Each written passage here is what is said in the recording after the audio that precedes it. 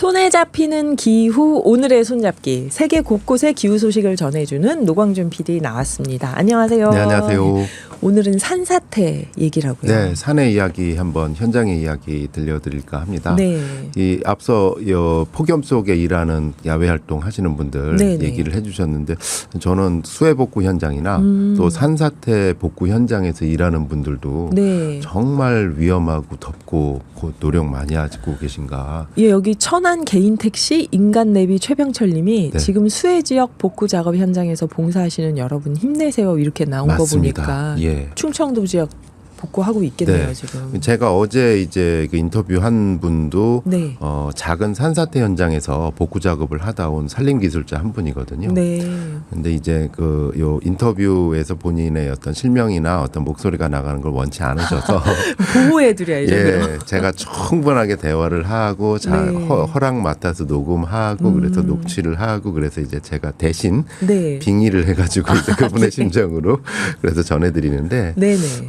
가장 충격적인 말은 이런 말씀이셨어요. 토사가 아무리 작은 붕괴 현장이라도 토사가 밀려오는 순간 죽음입니다. 작은 현장에서도 그런가요? 네, 그러니까 작든 크든 간에 큰 거는 뭐 말할 것도 없지만은 네네. 작은 산사태 현장이라고라도 일단 토사가 나를 향해서 밀려오고 밀려오기 있다. 시작하면 이거는 뭐 인간이 어떻게 해볼 수가 없다. 아이고. 예. 그래서 도대체 이분이 본 산사태는 어떤 현장일까? 네네. 그리고 요즘 경북 예천 사고를 비롯해서 큰 피해를 입은 이 그렇죠. 발생 원인에 대해서는 어떤 생각을 하고 계실까? 네. 그래서 이런저런 대화를 했더니 한 20분이 훌쩍 넘어가더라고요. 아, 어디서 일하시는? 일단 분인가요? 이분 같은 경우는 작은 산사태 현장이었는데 네. 일단 보고도 안 되고 보도도 안 됐지만 산사태가 아. 일어난 작은 산이었는데 경기도의 네. 한 평야에 있는 산에서 일을 하다 오셨습니다. 네. 그러면서 이제 사진을 보여주셨는데 그 작은 산이라도 산이 아니 정말 위험하더라고요. 네. 우선 토사가 왜 죽음이냐라고 하는 거에 대해서 제가 집중적으로 말씀을 드렸더니 이 물보다 더 무섭다 그래요. 엄밀하게 토사가요? 말해서 산사태가 두 종류가 있다고 합니다. 네.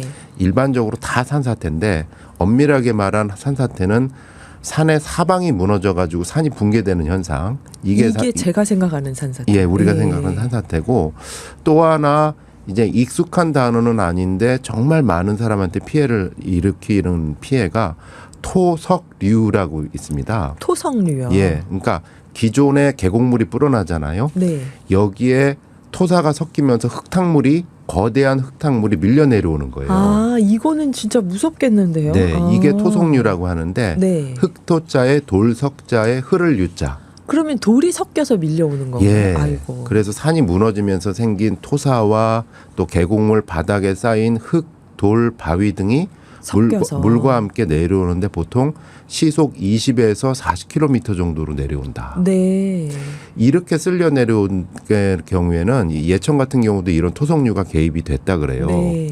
근데 이렇게 흙하고 모래가 많으니까 이게 내려와서 사람을 덮치게 되면은 일단 사람이 못 움직인다고 합니다. 아. 흙 속에 그냥 갇혀버리는 거죠. 아, 그럴 수가 있구나. 예, 그래서 이분은 물이 산에서 내려오는 것보다 훨씬 더 무섭다. 그렇겠어요. 개인적으로는 눈사태보다 더 무서운 게 토속류다. 아, 규모가 작더라도. 예. 네. 근데 이제 문제는 이 속에 흙만 있는 게 아니잖아요. 바위와 돌들이 섞여 내려오는데 네네. 이제 보통 요분이 이렇게 말씀하시더라고요. 우리 돌 맞으면 그냥 죽잖아요. 죽죠.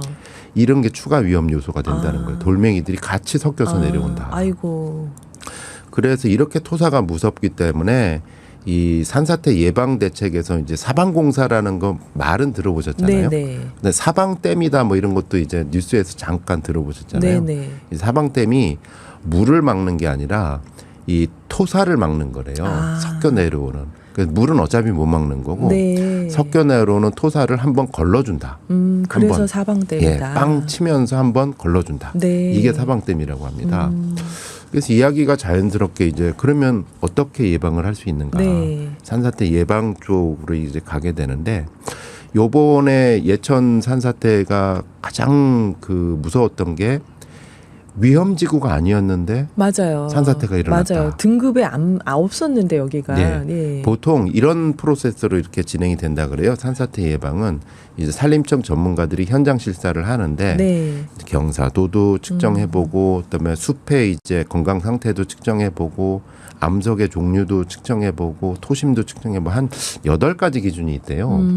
8가지 기준을 종합적으로 점수를 매겨가지고 1등급부터 5등급까지 나누는데 네. 보통 한 1, 2등급 정도를 위험지역이다. 위험하고. 이렇게 해서 지도로 표시를 한답니다. 전국적으로 이제 산사태 위험지역 어디. 네. 그럼 보통 한 1, 2등급 정도에 들어가는 데는 우선적으로 예산을 투입해서 사방댐 같은 거를 짓고 이런 예방 대책을 먼저 수립하는데 네. 예천 지역에는 사방댐도 없었고 어떤 시설도 없었다. 위험하지 않는 지역이었어요. 예, 이 말은 위험하지 않은 지역으로 분류가 네. 됐기 때문에 이런 사업을 안 했다는 것이죠. 여기에서 이제 한 군데 집중호우로 내려다 보니까 산이 무너진 주저앉으면서 거죠. 토사가 밀려 내려왔다는 네네. 겁니다. 그래서 이 전문가도 사실은 충격을 받았다. 기준이 흔들리고 있다라는 것이죠. 그래서 예전에는 그 자세히 물어보니까 이 위험지구를 판단하는 기준이 몇 번 바뀌었대요. 그러니까 예전에는 뭐 여러 그 항목들 전문적인 항목이 있어서 자세히는 말씀을 안 드리지만 네. 특히 논란이 되는 게 이 보호 대상 즉 보호 대상이요. 밑에 민가가 많으면 예전에는 위험 지역. 위험 지역 점수를 엄청 많이 줬대요. 네네. 근데 그렇게 하다 보니까 무조건 산 밑에 아파트가 있으면 다 위험 다 지역. 위험 지역이 되는 거예요. 예. 그래서 산림 전문가들이 아니 산의 객관적인 상태도 되게 중요한데 무조건 민가가 많다고 해서 위험 지역으로 하면 정말 더 위험한 지역 같은 경우 예산 투입이 안 되지 않느냐 네. 해가지고 점수 기준을 좀 깎았대요. 네. 이 민가 위험 지수에 대한 점수를 좀 깎고 다른 항목에 대한 점수를 좀 높였는데 네. 그게 이제 좀 합리적인 것가 보다 생각했는데 이제 와서 보니 기후가 변화하면서 어느 지역이든 한 군데 집중적으로 폭우가 내리면 그렇죠. 그냥 무너져 내리니까 국지성 집중호우. 네. 차라리 옛날 기준 그러니까 민가가 있으면 무조건 위험 위험한 지역으로 걸로 하던 보는 게. 네. 옛날 기준이 오히려 난 거 아니냐 이렇게 기준이 흔들리고 있다라고 합니다. 그러게요. 비가 그렇게 한 곳에 그렇게 올 줄 몰랐던 거니까 네. 위험하지 않은 산에도 그래서 아마 오늘 제가 출근길에 본 건 산림청 광고가 떴나 봐요. 시민들이 어디서나 위험하다고 느껴지는 곳은 사진 찍어서 보내달라고 그게 어제 떴더라고요. 대화를 하다가도 그런 얘기를 들었어요. 예. 그러니까 그 전문가들의 어떤 그 실측 평가 이외에 굉장히 중요한 게 주민들의 민원이래요. 네. 사는 분들이 여기 한번 나와봐라. 여기 진짜 위험하다. 네네. 하는 민원들이 계속되거나 아니면 옆에서 이렇게 그런 제보들이 들어오면 네. 아무래도 전문가들이 더 한번 들여다보게 되고 그래서 이제 위험도 지수가 상향 조정되는 경우가 있대요. 네네. 그래서 아마 앞서 말씀하신 그런 어떤 앱을 이용한 어떤 신고를 그 해달라고. 현장의 신고나 제보가 네. 굉장히 중요한 역할을 차지하고 있는 것 같습니다. 그러겠어요. 어디가 어떻게 위험해질지 아무도 모르는 거니까 네. 이게. 그래서 이번 사건을 겪으면서 그 산림 기술자들 내부에서는 위험 등급 1등급에서 5등급까지 어떤 매기는 기준에 대해서도 다시 달라져야 되는 부분이고 또 1, 2등급 위주로 대책 공소가 들어가는데 이거 좀 넓혀야 되는 거 아니냐. 대책 공사를 아예 3, 4등급까지도 예, 사실 어디가 위험한지 아무도 모르는 모르니까. 상황이다. 네네. 끝으로 청취자들한테 대신 그러니까 저를 통해서 대신 빙의하셔서. 빙의하셔서 전하고 싶은 말이 있는지 물어봤어요. 네. 그랬더니 보통은 이제 많이 한 20분 얘기하시다 보면 없습니다, 됐습니다 이러시잖아요. 네네. 꼭 하고 싶은 말씀이 있다고 했는데 네. 제 귀에 팍 꽂혔습니다. 어떤 얘기냐면 그대로 읽어볼게요. 네. 저희처럼 산림조사를 업으로 하는 사람들도 산사태나 산불 현장에 나가게 되면 사람이 피폐해집니다. 무섭거든요. 처참하고 너무 무섭습니다. 그런데 인간이 자연재해를 막을 수는 없잖아요. 하지만 탄소 배출로 인한 기후변화 문제는 우리 노력에 따라서 어느 정도 기여할 수 있잖아요. 그런 걸 청취자 여러분 생각해 주셨으면 좋겠습니다. 아유, 제가 한마디도 안 끼어들고 경청했습니다. 정말 그럴 것 같아요. 그러니까 그 현장에서 가보면은 자연 앞에 인간이 얼마나 작은가 네. 이게 어쩔 수가 없겠다라는 어떤 그런 거를 느끼지만 네. 탄소 배출은 인간이 줄일 수 있지 않느냐. 맞습니다. 우리 그거를 해자. 할 수 있는 건 나는 하자. 현장의 절절한 말씀이었습니다. 네.